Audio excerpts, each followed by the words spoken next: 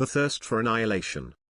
Georges Bataille and Virulent Nihilism, An Essay in Atheistic Religion. By Nick Land. An important literary and philosophical figure, Georges Bataille has had a significant influence on other French writers, such as Foucault, Derrida and Baudrillard. The Thirst for Annihilation is the first book in English to respond to his writings. In no way, though, is Nick Land's book an attempt to appropriate Bataille's writings to a secular intelligibility or to compromise with the aridity of academic discourse. Rather, it is written as a communion. Theoretical issues in philosophy, sociology, psychodynamics, politics and poetry are discussed but only as stepping stones into the deep water of textual sacrifice where words pass over into the broken voice of death. Cultural modernity is diagnosed down to its Kantian bedrock with its transcendental philosophy of the object, but Bataille's writings cut violently across this tightly disciplined reading to reveal the strong underlying currents that bear us towards chaos and dissolution, the violent impulse to escape, the thirst for annihilation. Nick Land, whose aim is to spread what he calls the virulent horror of Bataille's writings, himself writes with a vividness and commitment more usually associated with works of literature than intellectual investigations. This book is of relevance to everyone interested in the philosophy of desire, the psychopathology of deviance, political and legal theory, the history of religion or poetry. It is also urgent for all those intrigued by their sexual torments or the death they mistakenly conceive of as their own. The profundity of the tragic artist lies in this, that his aesthetic instinct surveys the more remote consequences, that he does not halt short-sightedly at what is closest to hand, that he affirms the large-scale economy which justifies the terrifying, the evil, the questionable and more than merely justifies them. There is nothing except the impossible and not God. Zero is immense. Preface. As though to give yourself a certain positive assurance, which harbored as well a suspicion of superiority, you have often reproached me for what you call my appetite for destruction. The reasons for writing a book can be led back to the desire to modify the relations which exist between a human being and its kind. Those relations are judged unacceptable and apperceived as an atrocious wretchedness. However, to the extent that I have written this book, I have been conscious that it is impotent to regulate the account of that wretchedness. Up to a certain limit, the desire for perfectly clear human exchanges which escape general conventions becomes a desire for annihilation. I have always unconsciously sought out that which will beat me down to the ground, but the floor is also a wall. What best befits an author is to preface a work with its apology, ornamenting it with the guilt of necessity. After all, one should not beg attention without excuse. That a writer provides some rudimentary justification for a book seems a modest enough expectation, but such a demand obliterates me, since this is a text which has been reared in perfect superfluity, clutching feebly at zero. There is not a single sentence which is other than a gratuitousness and a confusion, a cry at least half-flamed and smothered in irony. Each appeal that is made to the name. Bataille shudders between a pretension and a joke. Bataille. I know nothing about him. His obsessions disturb me. His ignorances numb me. I find his thought incomprehensible. The abrasion of his writing shears uselessly across my inarticulacy. In response I mumble, as a resistance to anxiety, maddening myself with words. Locked in a cell with my own hollow ravings. But at least it is not that. And even now I lie. In truth, Bataille seems to me far less an intellectual predicament than a sexual and religious one, transecting the lethargic suicide upon which we are all embarked. To accept his writings is an impossibility, to resist them an irrelevance. One is excited abnormally, appalled, but without refuge. Nausea perhaps? Such melodrama comes rapidly to amuse, although we still vomit, just as we die. So I try to persuade myself that it would have been relatively straightforward to write a sound book on the work of Georges Bataille, a book that would have discussed the contribution he has made to the philosophical and literary culture of 20th century France, expositing his doctrines of general economy, base materialism, and theology, appraising the excellences of his various prose styles and his poetry, recommending that his works be invested by serious reading, scholarship, and eventually a judicious estimation. By my reckoning, a schlocked book. Such books are always depressing enough, but in the case of Georges Bataille the situation is even more acute, touching on something akin to the pure pornography characterizing our contemporary Nietzsche scholarship. To succeed in writing a book of any kind about Bataille is already something wretched, because it is only in the twisted interstitial spaces of failure that contact, infection, and, at the limit, the anechoic intimacy that he calls communication can take place. A recovery of the sense of Bataille's writing is the surest path to its radical impoverishment. It is as pathetic to seek education from Bataille as it is to seek comfort from Nietzsche. Bataille is, of course, somewhat more honest than this about his own hypocrisies. There is no doubt that to season Bataille in preparation for his comfortable digestion by capital's cultural machine is a piece of twisted prostitution of the kind he would fully have appreciated. The delicious obscenity. A writer who tried to help us to expend, stored away with all the others in our reserve of informatico-financial assets, in order to be pimped out into the career flows of the Western academies. There are North Americans who have already learned to gurgle Bataille contre Marx, for instance, although the issue is rarely this inanely ideological. More insidious is the "he was a librarian, you know" Bataille, increasingly snarled up in the deconstructivist pulp industry of endless commentary on logocentrism, Western metaphysics, and other various Seinsvergessenheiten, the Bataille who read a lot, and had something very clever to say. Bataille may be praised or condemned in terms of his erudition, but this scarcely matters when compared with his sanctity as a voyager in sickness. But books make good burrows in which to hide, and few places are as redolent of the little escape as a library, the shelves of fiction, history, geography, each book a pretext for derealization, patiently awaiting the moment when it will be coupled to some vague reverie. Not that this book makes any special pleading for itself, it has scratched about for needles in the most destitute gutters of the earth, cold turkey crawling on its knees, and begging the Academy to pimp it ever deeper into abuse. Ever since it became theoretically evident that our precious personal identities were just brand tags for trading crumbs of labor power on the libidino-economic junk circuit, the vestiges of authorial theatricality have been wearing thinner. Who cares what anyone thinks, knows, or theorizes about Bataille? The only thing to try and touch is the intense shockwave that still reaches us along with the textual embers. For as long, that is, as anything can still reach us. Where Descartes needed God to mediate his relations with his fellows, secular man is happy with his television set, and with all the other commodified channels of pseudo-communication with which his civilization has so thoughtfully endowed him. Such things are for his own protection, of course, to filter out the terrifying threat of infection. If openness to alterity, base communication, and experimental curiosity are marks of an exuberant society, its only true gauge lies in its tendency to be decimated by sexually transmitted diseases and nihilist religion. On this basis it seems that our society, despite its own most strenuous efforts, has not yet consummated its long idealized sclerosis into impermeable atoms. The grit still exists, and it is only amongst the grit that we connect. It is 3:30 in the morning. Let us say one is drunk. An impoverished cipher for all those terrible things one does to one's nervous system in the depths of the night, and philosophy is impossible, although one still thinks, even to the point of terror and disgust.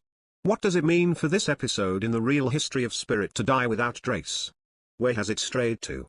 I thought of death, which I imagined to be similar to that walk without an object, but the walk, in death, takes this path without reason forever. An extraordinary lucidity, frosty and crisp in the blackness, but paralyzed, lodged in some recess of the universe that clutches it like a snare. A wave of nausea is accompanied by a peculiarly insinuating headache, as if thought itself were copulating unreservedly with suffering. A damp coldness, close to fog, creeps through the open window. I laugh, delighted at the fate that has turned me into a reptile. The metallic hardness of intellect seems like a cutting instrument in my hand, the detached fragment from a machine tool, or an abattoir, seeking out the terminal sense it was always refused.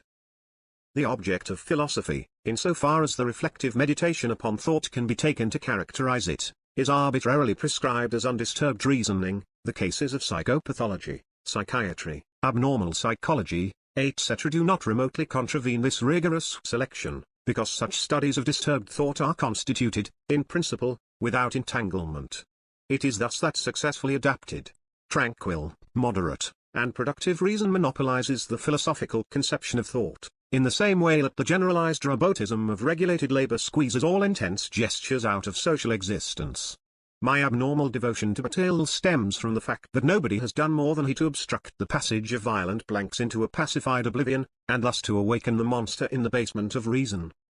Not that the repressed is locked in a dungeon, it is stranded in a labyrinth, and connected to the daylit world by a secret continuity. A tangle of confusion comes to seem like a door, a maze like a barrier, and one says but the inside is not a cell, it is a corridor, a passage cut from the soft rock of loss. Inner experience traverses a somber porosity, and the moans of the minotaur reverberate through its arteries, hinting at an indefinable proximity. It becomes difficult to sleep. Of course, I indulge myself, in innumerable ways. I tell myself the personal pronoun fails to mark the pseudo-neutral position of a commentator this time.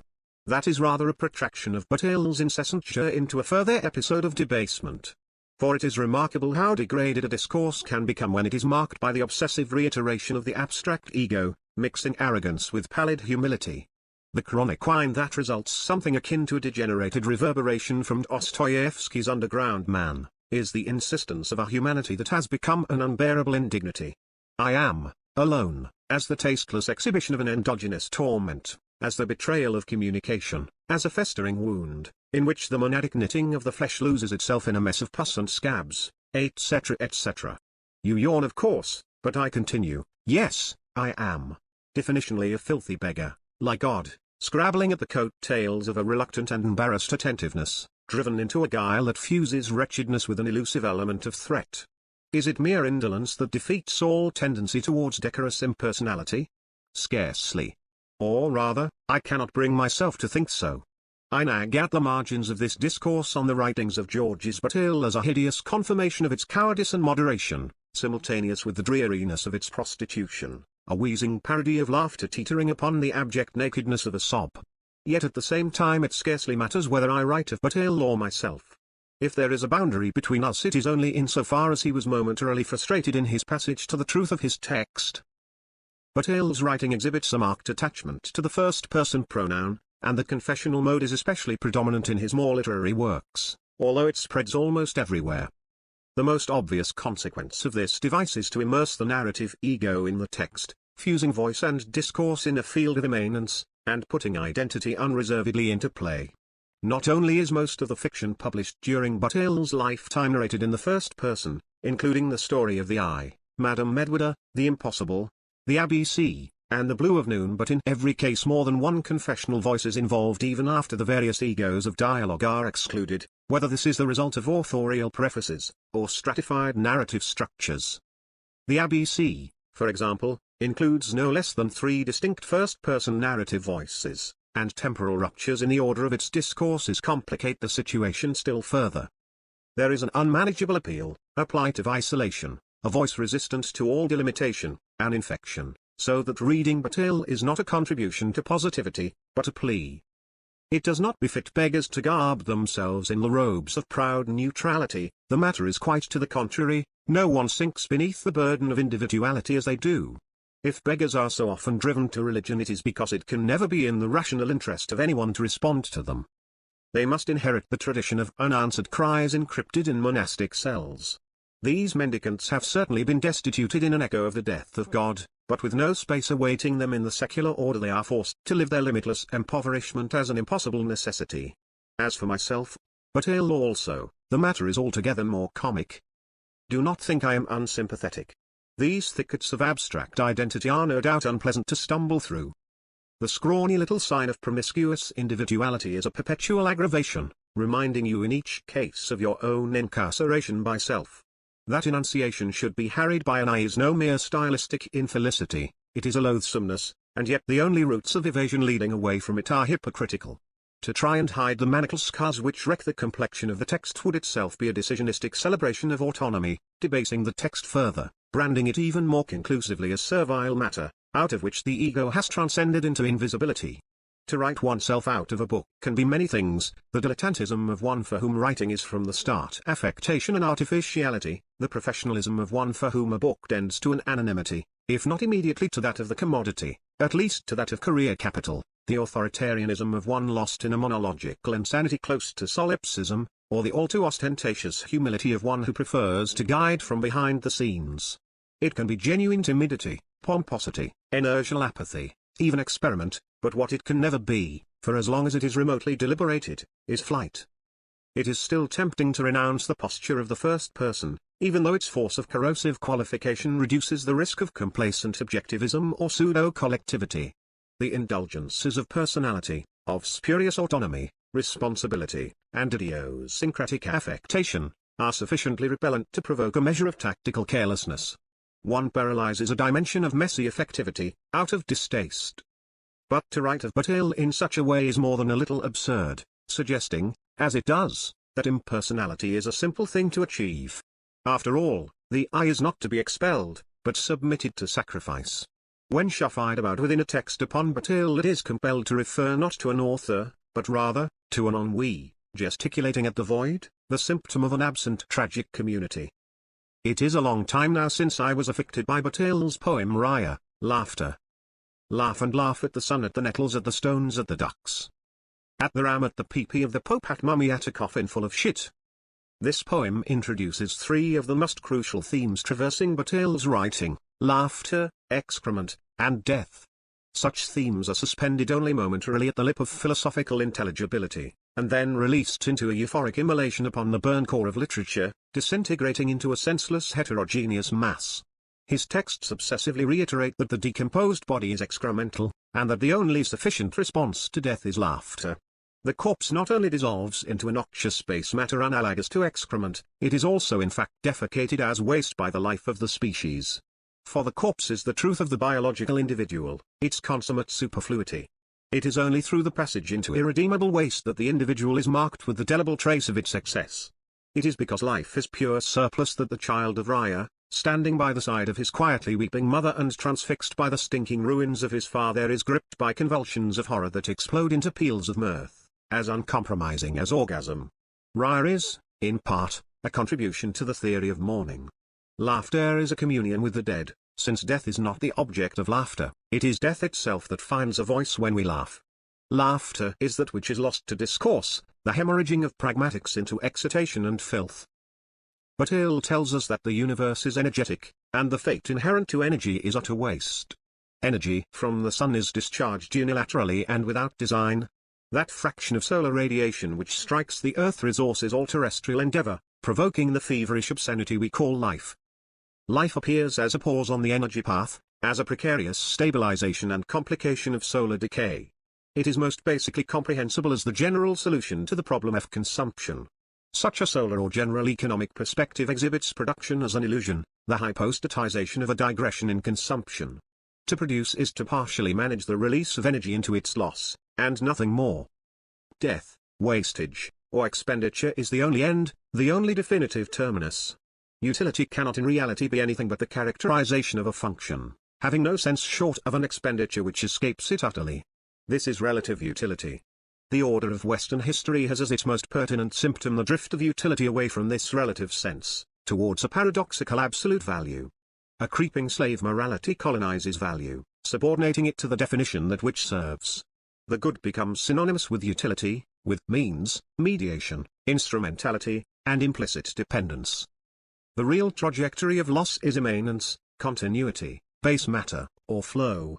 If the strictly regional resistance of everything that delays, impedes, or momentarily arrests the movement of dissolution is abstracted from the solar flow, it is interpretable as transcendence.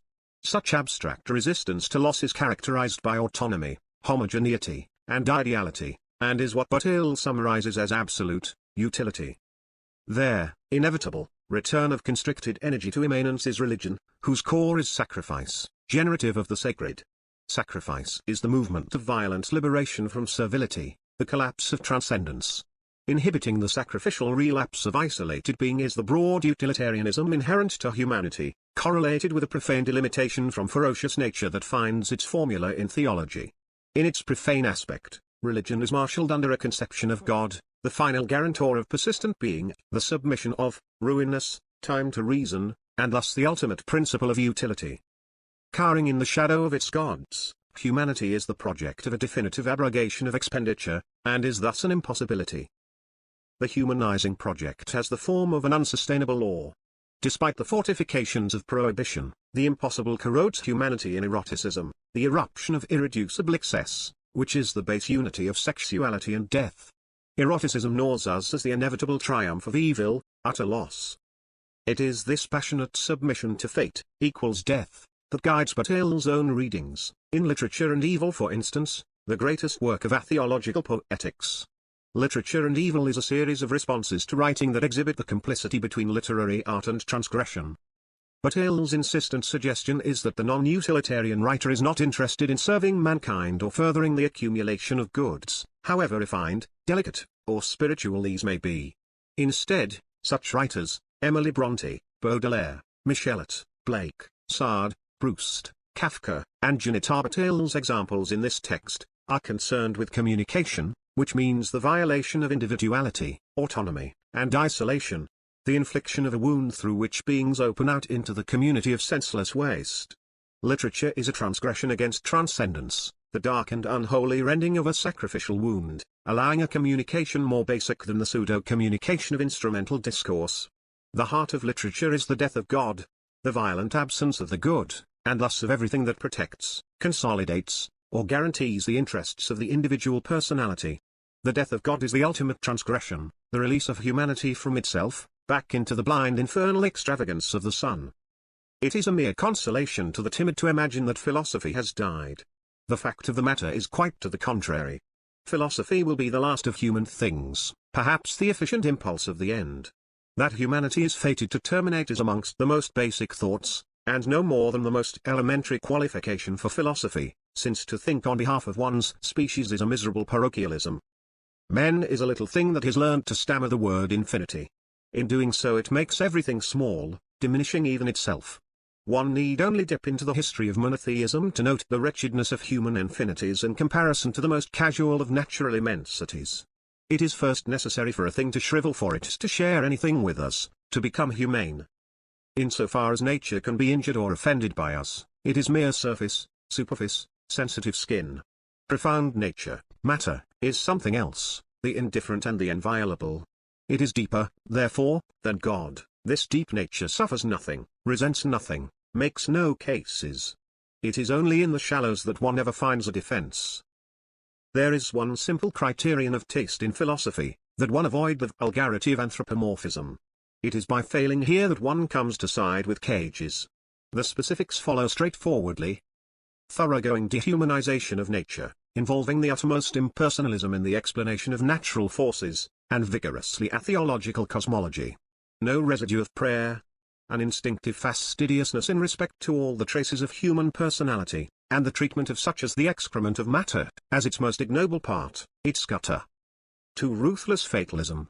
No space for decisions, responsibilities, actions, intentions. Any appeal to notions of human freedom discredits a philosopher beyond amelioration. 3. Hence absence of all moralizing, even the crispest, most Aristotelian. The penchant for correction, let alone vengefulness, pins one in the shallows. 4. Contempt for common evaluations, one should even take care to avoid straying accidentally into the right. Even to be an enemy is too comforting, one must be an alien, a beast. Nothing is more absurd than a philosopher seeking to be liked. Libidinal materialism is the name for such a philosophy, although it is perhaps less a philosophy than an offense. Historically it is pessimistic, in the rich sense that transects the writings of Nietzsche, Freud, and Bataille as well as those of Schopenhauer. Thematically it is psychoanalytical, although it no longer believes in the psyche or in analysis, thermodynamics energeticist, but no longer physicalistic or logico-mathematical, and perhaps a little morbid. Methodologically it is genealogical, diagnostic, and enthusiastic for the accentuation of intensity that will carry it through insurrection into an egoic delirium. Stylistically it is aggressive, only a little subhyperbolic, and, above all massively irresponsible. Such thinking is less concerned with propositions than with punctures, hacking at the floodgates that protect civilization from a deluge of impersonal energy. It could be described as WNTMG against reservation, but any description is inevitably domesticating. It will never find its father, or its mother, it has no ultimate ancestor of any kind. For it did not begin with Nietzsche, on with the topico-pathological furore found in Schopenhauer, on with the unconscious of the Kantian text, but ever further back. It has been the menace that provoked even the most ancient philosophy already anaximander as Nietzsche suggests, to anticipate the police. Another description might run like this: libidinal materialism is the textual return of that which is most intolerable to mankind. No one could ever be a libidinal materialist. This is a doctrine that can only be suffered as an abomination, a jangling of the nerves, a combustion of articulate reason, and a nauseating rage of thought. It is a hypolepsy of the central nervous system, ruining the body's adaptive regimes, and consuming its reserves in rhythmic convulsions that are not only futile, but devastating. Schopenhauer already knew that thought is medically disastrous. Nietzsche demonstrated it. An aged philosopher is either a monster of stamina or a charlatan. How long does it take to be wasted by a firestorm? By an artificial sun upon the earth? It is only when the blaze in Nietzsche's brainstem fused with the one in the sky above a piazza in Turin that libidinal materialism touched upon its realization. Like all apostrophisms, libidinal materialism is at best a parody, at worst a constriction. What matters is the violent impulse to escape that gives this book its title. The thirst for annihilation. This name has grown on me as an ulceration in the gut. Is it desire or its negation that is marked here? The overcoming of the will, nihilism, todistra? It seems to me that it is first of all the compulsion to abstract. Historically and anthropologically considered, this is negation torn from its logical function to become the non-objective destination of an attachment, destituted of its formality by a ferocious investment, ersatz, and coupled to a motor of liquidation. So that the instrument of logical dissection is at last acknowledged in its terrible materiality, negativity as an excitation. To rather will negation than the negation of will, this is an elusive difference, twisting like a rusted nail into sensitive flesh. Is the primitive craving that seeks the abolition of reality an object of philosophical investigation, or a drive accomplishing itself through philosophy? What is it that makes use of subtlety here? Subtlety grates upon the nerves, yet everything is driven by an immense crudity. Death impassions us. Even before crossing over into death I had been excruciated upon my thirst for it. I accept that my case is in some respects aberrant, but what skewers me upon zero is an aberration inextricable from truth. To be parsimonious in one's love for death is not to understand. This is not to deny that the gentleness with which hell has treated me has been a source of considerable embarrassment. No one less worthy of sanctity has ever twitched upon the earth. I slunk into hell like a verminous cur, accompanied by a wanderer of an altogether more celestial aspect. According to the Sikh religion, humans are the masks of angels and demons, and my own infernal lineaments bear little ambiguity. Everywhere I go the shadows thicken. When I stare into the eyes of Bataille's photographic image I connect with his inexistence in a community of the kiln. I smile. My wings are ragged, they have never been licked by the sun, black and hooked on iron struts like a poison flower of death, they only open for the night. In the box it seems as if the choice is yours to either dismiss or accept my words when I insist, I have been outside the box. Like Plato, knowing is a memory for me, but unlike him I have outlived philosophy and aspiration, since I have outlived life itself. Death has no representatives, but I have at least returned from the dead, a characteristic I reluctantly share with the Nazarene. Since I have floated in death the world has desisted from all effort to seduce me into seriousness. I rest in life as a tramp rests in a hedge, mumbling these words,